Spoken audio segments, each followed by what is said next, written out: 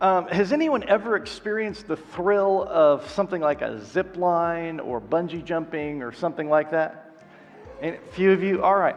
So if real love were associated in the illustration with the thrill, the excitement, the experience of having done a zip line, or maybe in the middle of, zipping down that line, the air rushing in your face, the risk of being so many feet off the ground. If love were related to that, that was our target as Christ's followers, that we want real love. Okay? Then we need to understand real love requires truth, and then today as we talk about truth demanding hard things, if you want that thrill, if you want that experience and that excitement of said zip line, what do you have to do? You have to, first of all, look up there and decide, I'm going to do that, right? How many of us get past step one? And then if you're a little bit nervous and they strap on that harness real tight, and then they put a helmet on you, so in case you fall 50 feet to you're going to protect that head.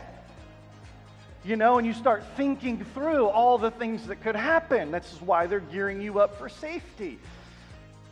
And then comes the long journey up the stairs, right?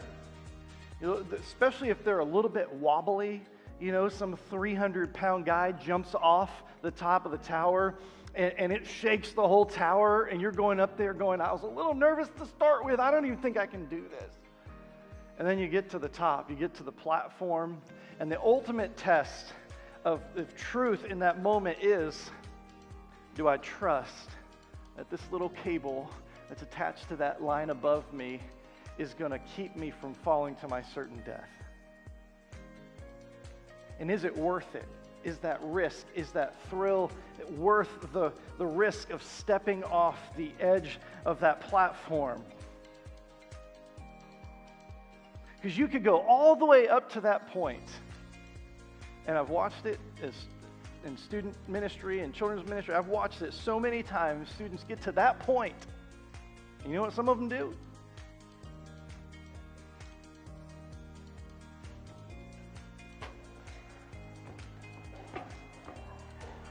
Not going to do it. And down they go. And it's really hard to get a kid to go back up those stairs after they've decided to come down. And I wonder if in our relationship with Christ and in this pursuit of loving one another in truth, as John speaks about, he's describing the basics of Christianity. Church, stay on track with what Christ has commanded. This is to love one another in the truth, keeping his commands.